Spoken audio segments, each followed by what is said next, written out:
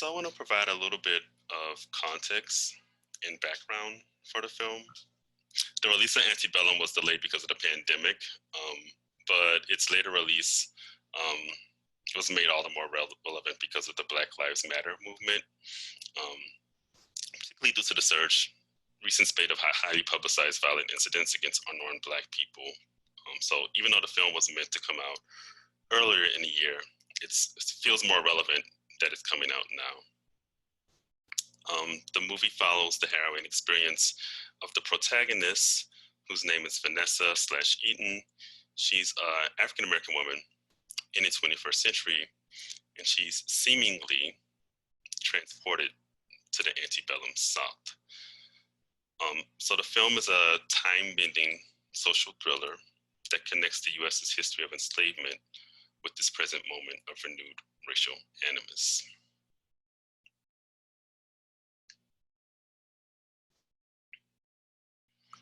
So the film was shot, mainly the urban shots were in New Orleans, and the plantation is Evergreen Plantation, which is about 25 minutes outside of New Orleans in Edgar, Louisiana. You know, I'm from Louisiana, so I actually grew up 40 minutes from Edgar. And I haven't been to Evergreen Plantation, but I've been to other plantations, and it's just part of Louisiana. Probably the most famous one you might have heard of is, there's two actually that are really famous. One, Oak Alley, which is where Interview with the Vampire was shot. And then there's one that's gotten a lot of press recently, the Whitney Plantation, because it focuses on the experience of enslaved people. But this is Evergreen Plantation. It's known for this semi-spiral staircase that's on the facade. Louisiana is the setting for a lot of Southern Gothic novels and films. And what I mean by Southern Gothic is, well, for one, the film begins with this quote by William Faulkner.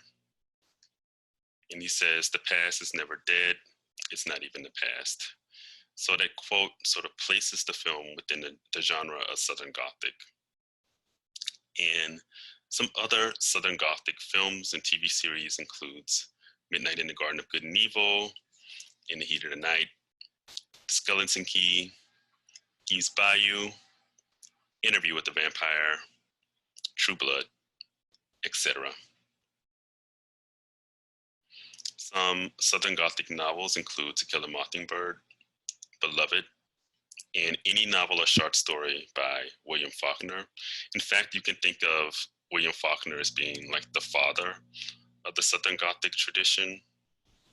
And normally in Southern Gothic novels or films, there's some sort of like dark, sinister, macabre, sort of Gothic, supernatural element. And normally it's set in Louisiana or Mississippi or someplace in the Deep South.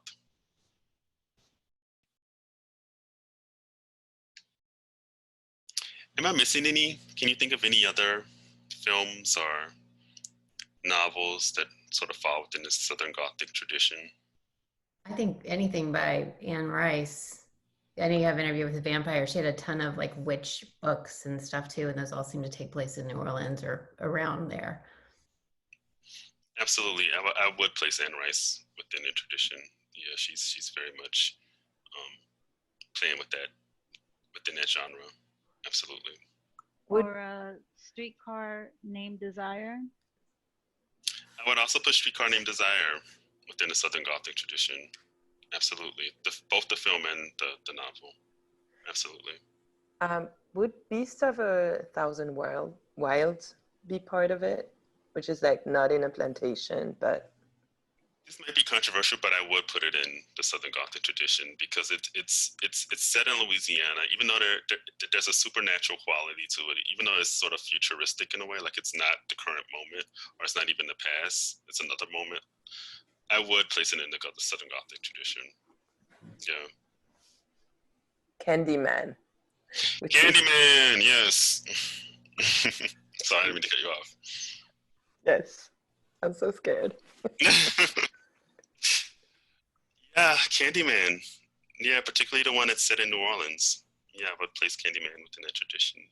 And I think what you're about to say, and I cut you off, is that it's being remade Like there's a reboot of it that's coming out in a few weeks probably by Jordan Peele. So before we realize that the main character is living in the present, I think we all assume that there's probably some supernatural reason why she's being transported to the past, which brings to mind Afrofuturism. And Afrofuturism, like Southern Gothic, is a genre of films, novels, even fashion. And there's two particular things that I want to highlight. One is Kindred by Octavia Butler. And Kindred is very similar to Antebellum. And a lot of you guys brought this up in your reflections. Some of you guys have read Kindred, but it's pretty much the same premise. It's a modern African-American woman who's transported to the era of slavery. And in the case of Kindred, she's actually transported. Like it's like a supernatural occurrence, and we never really figure out why this happens. Octavia Butler wrote Kindred in 1979, and during that period, it was this idea was very innovative. Now we can think of other things that are similar to this, that have similar occurrences in them. But in 1979, like this sort of time travel concept was still very innovative. Sankofa is similar premise to Kindred and similar premise to Antebellum. Like an African-American woman is transported to a plantation in Jamaica, and you sort of starts in the present, you're jolted to the past, and then it ends in the present. And Sankofa is a word in Twi, which is a language spoken in Ghana. And in Twi, Sankofa means go back and get it. And it's represented two ways, by sort of a heart-shaped symbol with the end sort of spiral turning in on themselves. And also it's symbolized by a bird looking back over its shoulder and dropping an egg on its back. But essentially, it symbolizes taking what's good from the past and bringing it to the present to construct a more positive future. So these are the two ways that Sankofa are visually represented. And the two photographs on the right are my own personal photographs. So it's been postulated that this little curly Q symbol, the sort of heart, the edges are curling in on each other, that you see all over the place. Like I live in Brooklyn, so these are from Brooklyn, but you probably see the shape wherever you happen to be. But it's supposed to be a reference to Sankofa. So going back to the previous slide, a central theme of the film is that the critical reevaluations of the past are important to understanding the present moment. The main character is seemingly an academic or motivational speaker who has built her career on promoting rather shallow feminist scholarship and Black female empowerment. She, however, is kidnapped during a trip to New Orleans and is forced to live and work on a modern day plantation / reenactment fantasy camp. And there's a hint that it's modern because I don't know if anyone picked up on this, but the woman who's killed in the first scene, when they do a close-up of her face, you see that she's wearing a nose ring, which would be a anachronistic styling choice in the 19th century. So that's a hint that, it isn't the 18th or 19th century, it's the present day. The last third of the film is devoted to, so the film starts in the past, even though we later realize it is the present. Then the middle of the film is devoted to her time. She goes to New Orleans, what we presume is a conference, and presents and has a girls' night with her two friends. And then it's after this girl night, when she takes an Uber back to her hotel, that she's kidnapped. And then the last third of the film, after she's been kidnapped and sent to this plantation / reenactment fantasy camp, is sort of the execution of her escape plan from the plantation.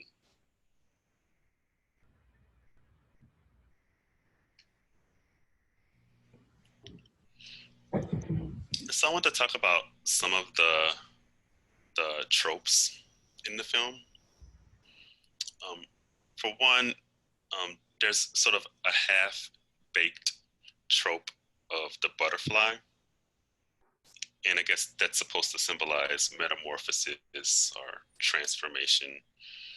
I also wonder if it's a reference to another awful, horrible film that gave me nightmares, but Silence of the Lambs, which if you remember from the movie poster, there's a moth over, I think that's supposed to be Jodie Foster. There's a moth over her mouth. And again, like, it's not fully developed, but you also see butterflies in the film.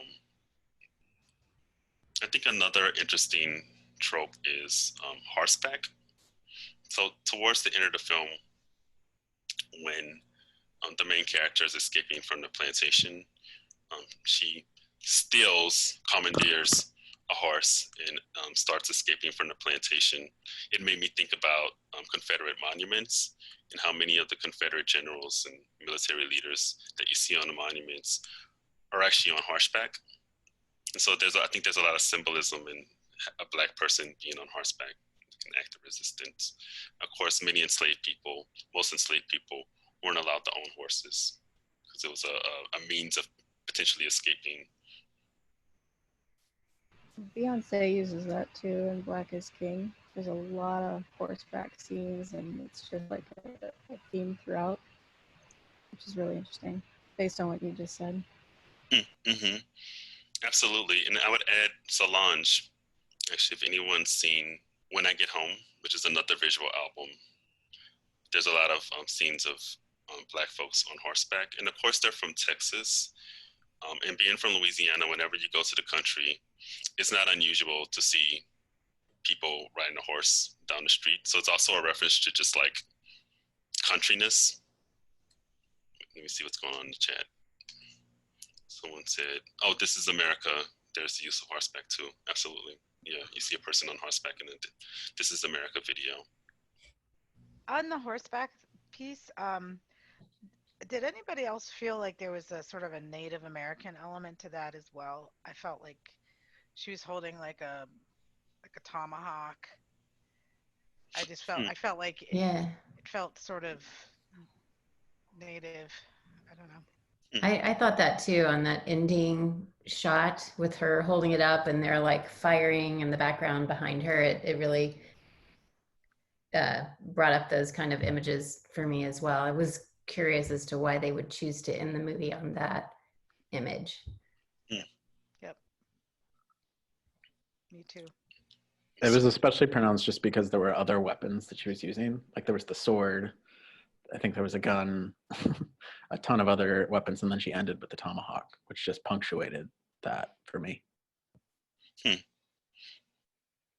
didn't pick up on that, but I think you guys are absolutely right. Yeah, but again, it's only half developed. That's like the theme of the movie.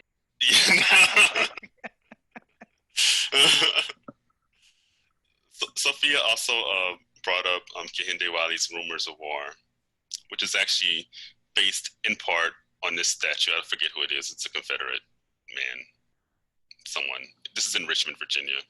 The image that I chose is it's covered with graffiti by Black Lives Matter protesters.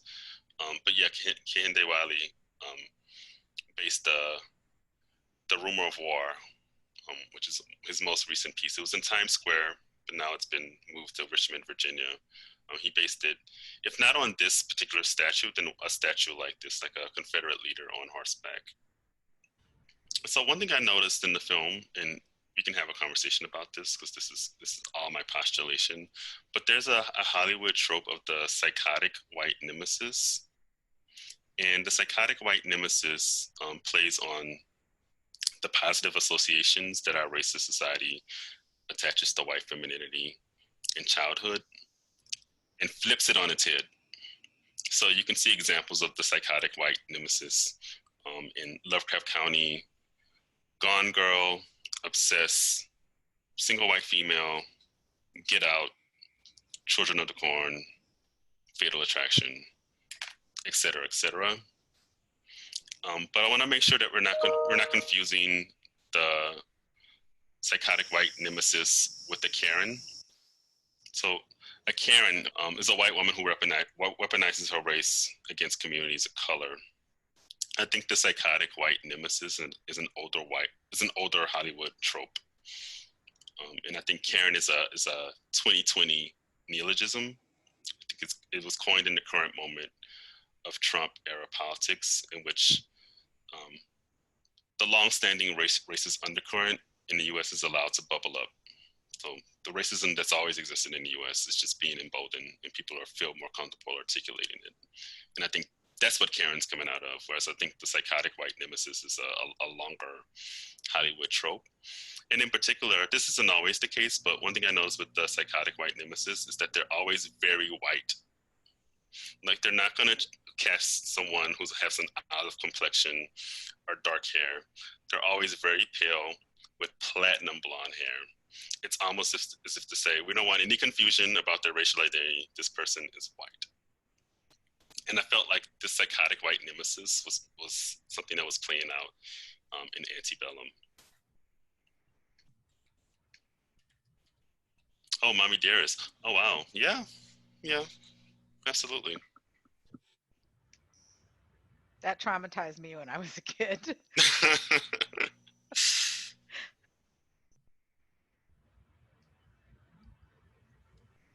So I have a few suggestions for films that I think are better than Antebellum. But has anyone seen The Village by M. Night Shyamalan?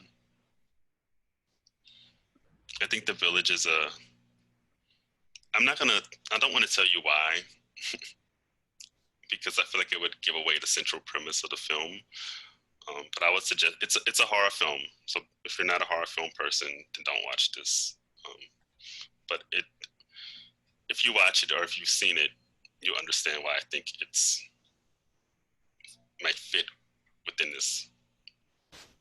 I would also suggest 12 Years a Slave, which I have a feeling that more of you guys have probably seen. And the reason I'm suggesting 12 Years a Slave is because it's the story of a man who was wrongfully enslaved, even though all people are wrongfully enslaved, but he was born free, and he's enslaved and spends 12 years a slave in Louisiana. It's based on a true story. Of course, Solomon Northup wrote this slave narrative in the 19th century. The third film that I want to suggest is a Brazilian film called Bacurau.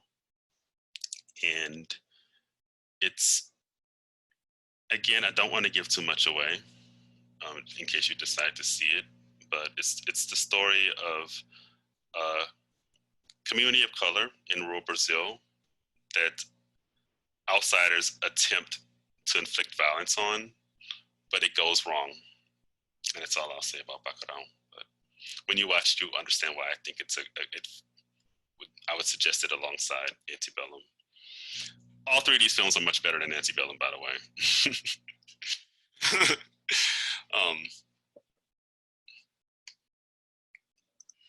So my critiques. So when I was trying to articulate my critiques of the film, I read this think piece by Angelica Jade Bastien in Vulture, and I thought it sort of perfectly encapsulated my frustrations with Antebellum. So she wrote, I'm tired of pop cultural artifacts that render Black people as merely Black bodies onto which the sins of this ragged country are violently mapped. I'm tired of suffering being the primary lens through which we understand Black identity. I'm tired of being so hungry for Black joy and Black representation that scraps feel like a meal. I'm tired of films about slavery refusing to acknowledge the interior lives of Black women, even as their beings become tools for filmmakers to explore the horrors of the enslaved. I'm tired of thin characterization and milquetoast social messaging being the kind of representation Black folks receive. I'm tired of films like Antebellum. And I thought that was so beautifully and eloquently written that I didn't have much to add to that. But I would say my critiques is that simply the writing is bad. The writing's bad, and the characters are flat, except for Cabernet City-based Rome. Also, I'm annoyed that the film exploits Black people's real fear of racialized violence. So I'm not against the use of violence in films, but I think the violence should be meaningful and not gratuitous. I was also annoyed that the protagonist is a Black female, but the narrative isn't filtered through a Black feminist lens. And I think had the filmmakers done so, the violence would have been like used more responsibly and more thoughtfully. My other critique is that I just think it was a little low budget. It had a made-for-TV quality with bad special effects. And for a topic that's so important, I feel like it just needed a bigger budget. Like it needed better writers. It needed more of support. So those are my critiques of the film. And so I took some of your questions, and we don't have to use these questions to structure the conversation.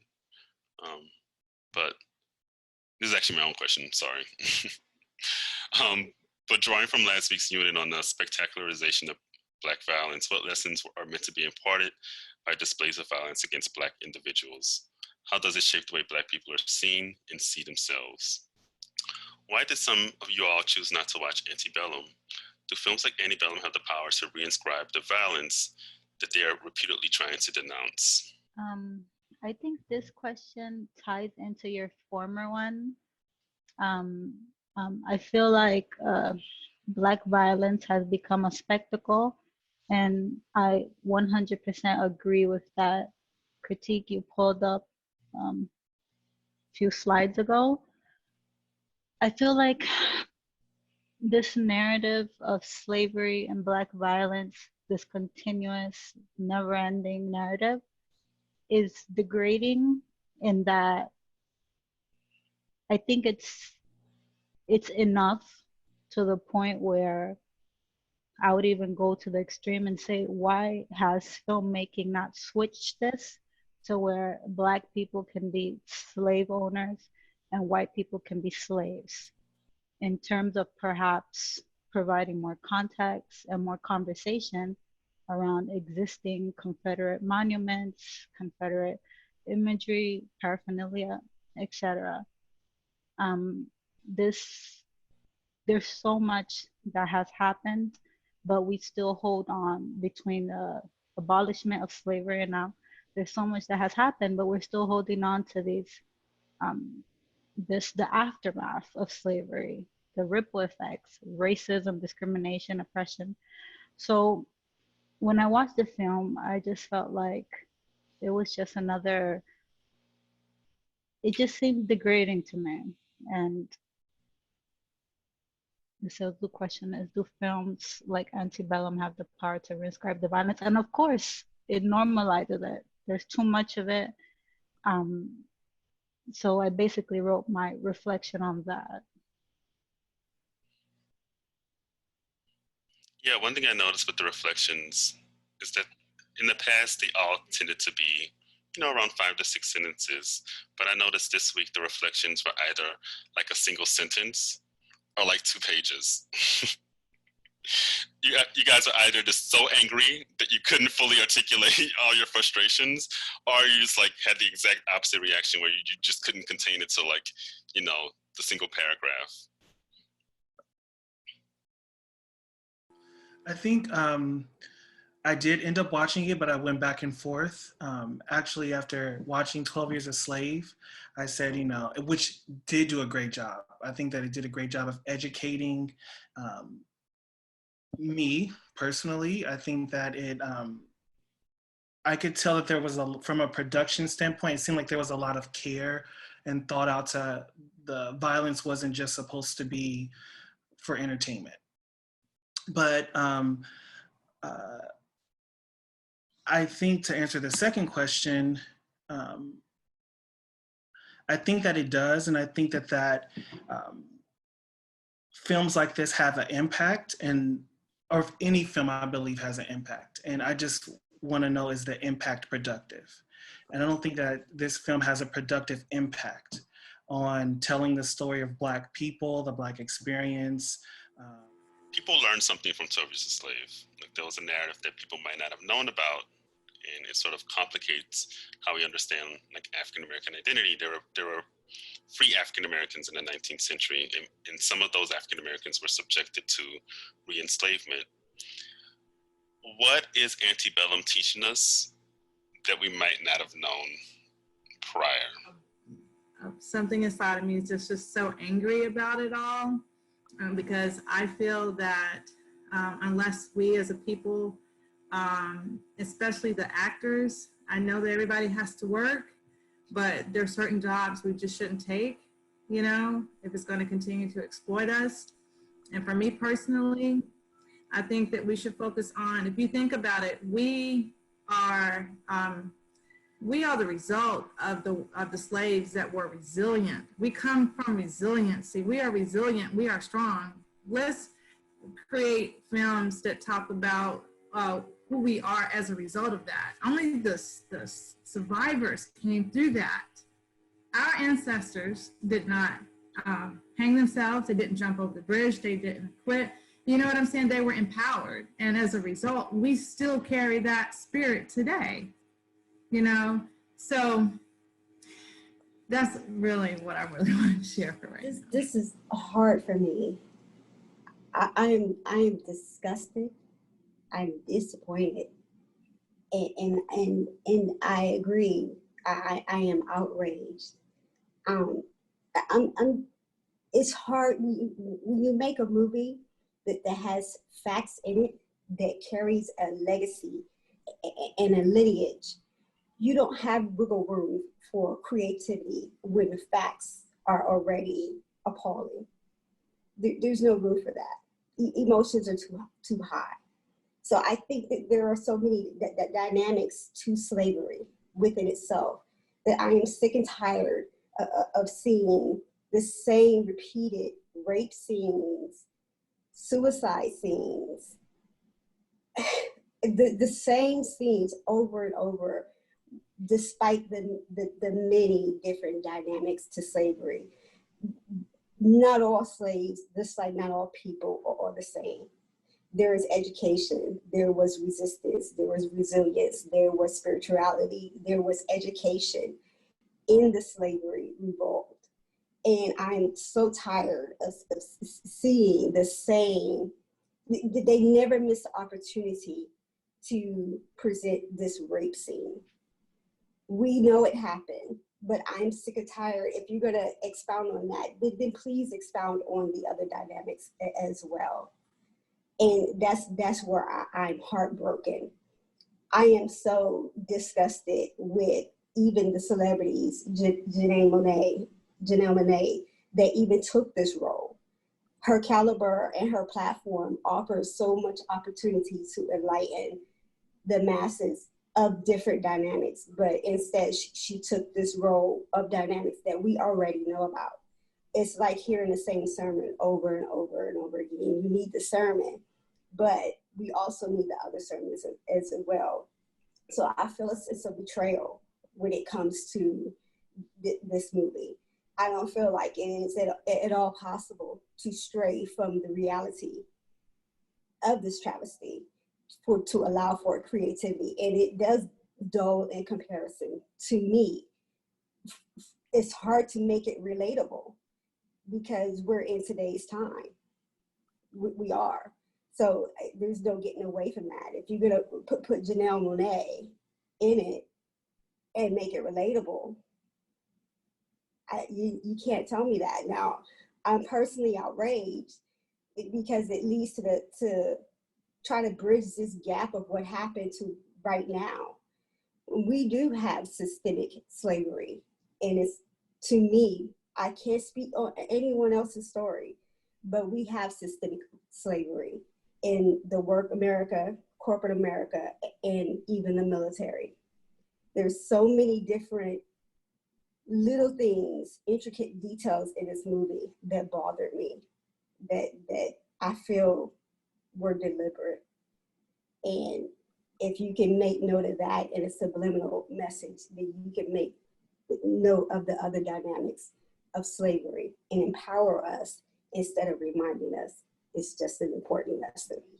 To me, I couldn't get a grasp on the characters, on their personalities, except for one, which was the typical flamboyant, outspoken Black female. And everybody else, their personality kind of just dulled in comparison. I really didn't even get to know the one who committed suicide. I didn't get to feel what Monet was as a person, or what her disappointment was as a wife and as a mother. She made mention of it, but we never got to know her. We did get to know the most dialogue from the most outspoken, I guess you would say, Black female with an attitude. We heard her a lot. And I think, again, that was subliminal. So there was a comment in the chat that said, who was the audience?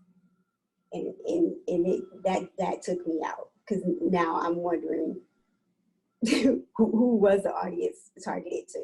Was this a how-to manual on something hypothetical? Because I'm this is 2020 and nothing is crazy for me anymore. I'm just saying. Yeah, let's talk about that. I think that's a really important question. Like, who do you think this film was made for? Who's the audience? Because it's not us. No. The way I thought about it is, okay, so if you make the Venn diagram of people who like horror, white people who want to be or need to feel exalted, like the Green Book crowd, and fans of Janelle Monáe, that's a Venn diagram with a very small audience. And I feel like you kind of have to be all three, I think, to be interested in the movie. That's my theory. I'm curious what the rest of the class has to say about that. In my reflection, I wrote that I think it's mostly for white people who wanted to feel woke, and then that was a theory after I finished watching the video. As a person of color, I felt so tired and disgusted after seeing it. And then I was curious, so I went to go see the comments about the movie, and there was an argument in the comments going back and forth with this lady who was white, and she said, well, there should be more movies about this so we can understand what a Black person goes through. And I'm like, what do you mean so you can understand?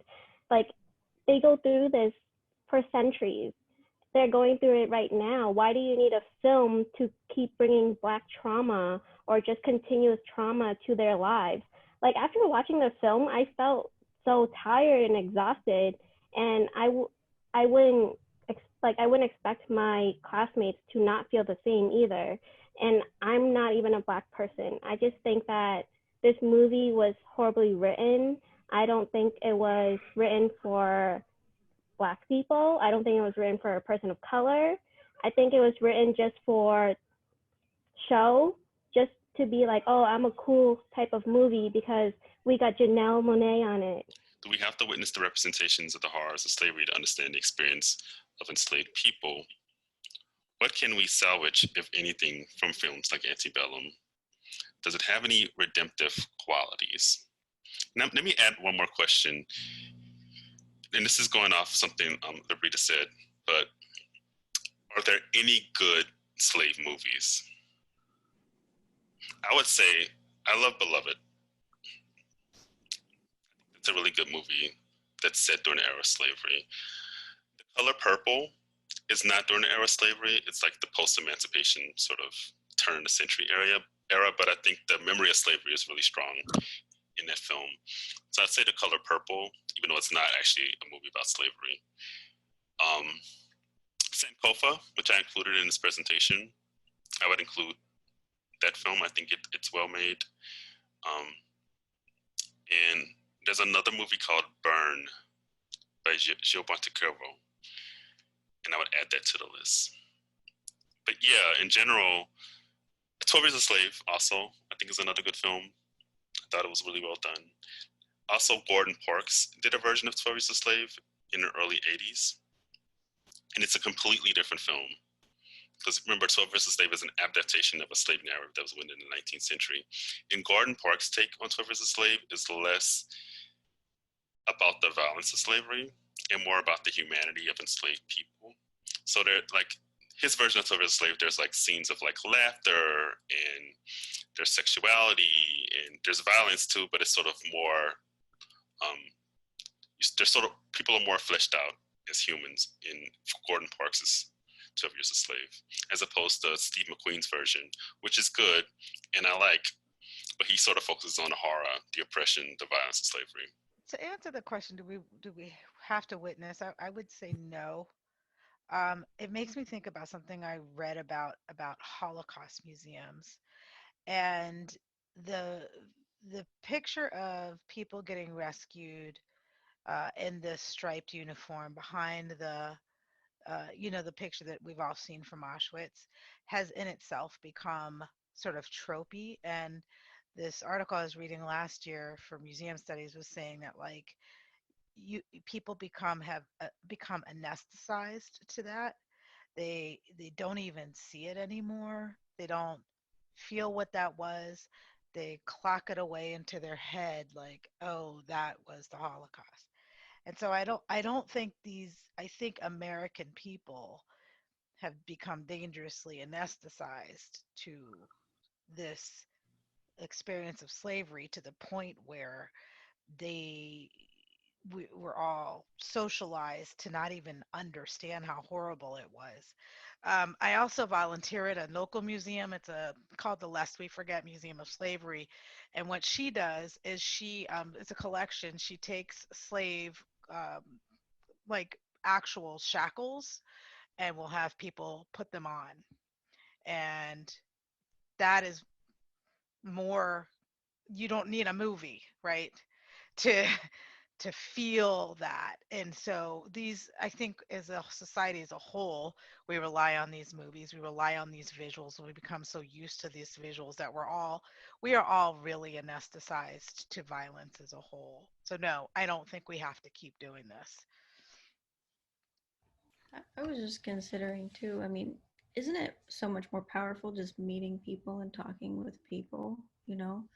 Like, I was so blessed to be able to talk to several of my mother-in-law's friends who actually grew up in like Jim Crow South, you know, and they were really old and they had a lot of experiences and a lot of stories. And just being able to hear that in person from an actual person was so valuable and continues to be valuable. And also just talking to my friends and family who are Black and do experience racial violence, you know, I will never experience that in the same way, and it's not in my body in the same way.